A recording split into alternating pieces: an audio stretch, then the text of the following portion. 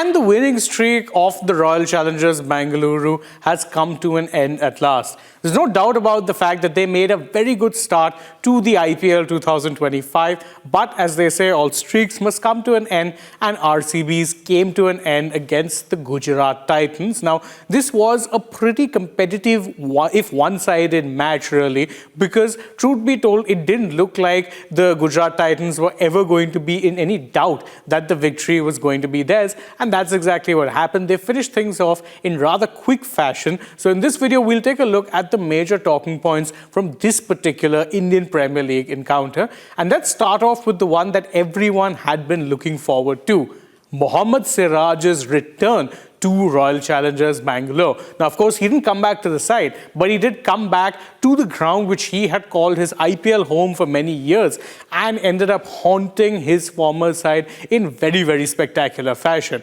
Whilst there have been question marks over Siraj, the T20 bowler, we all know that he is that kind of a player who, if the ball is talking a little bit, can be very, very effective with the new ball, and RCB found that out the hard way. He rocked them early on and, truth be told, set them back in such a way that they could never really recover. Even the late push that came the Bangalore side's way later on, thanks to no small part to knocks from the likes of Jitesh Sharma and Tim David, were nullified because Siraj's early strikes meant that RCB were always on the back foot. They kept losing wickets and eventually lost the match itself. And it was a former RCB boy who came back to bite them, and came back to bite them hard.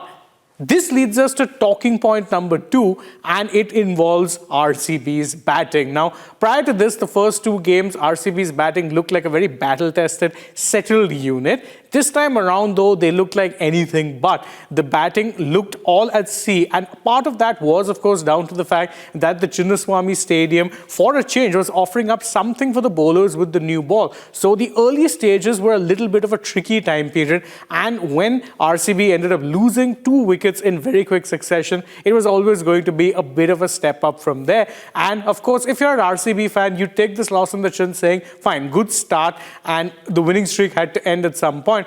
But they'd really be hoping that this batting collapse that happened here in this case was a little bit of a one-off, because if teams sense they have a soft underbelly and that they can go for the strike early on, then it is something that will spell bad news for RCB, because really one of the major problems with them over the years has been not having a consistent batting unit. They need to ensure that this loss is looked at only in the rearview mirror and not something that bothers them too much going forward, because if they keep batting like this, then, well, there's no chance that this year will finally be the year that they end their IPL trophy drought. And point number 3, and this is an important one if you're a Gujarat Titans fan, the success of Jos Buttler at number 3. Now, there were plenty of question marks when GT originally looked to try and put Jos Buttler, the former England white ball captain, who not only captained them to the T20 World Cup in 2022, but had plenty of success as an opener, and put him to play in the middle order, particularly at first drop. It was something that Shubman Gill explained away, saying that they wanted a right-left combination, so him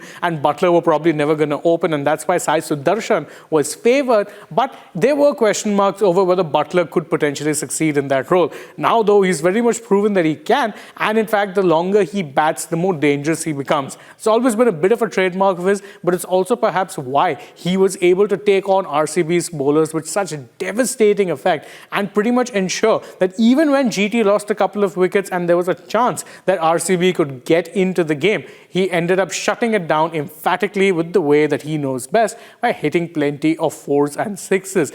As it turns out, having Buttler at 3 might very well have given GT the stability they need in the middle order, and if they have a successful season, could very well be proven to be an absolute masterstroke. So those are the major talking points, in my opinion, from this match. Obviously, GT would in fact be the happier of the 2 sides. They've been a bit up and down, but now they've also gotten a win. RCB, yes, a bad win, but how they pick themselves up and go from here will perhaps be what defines their season.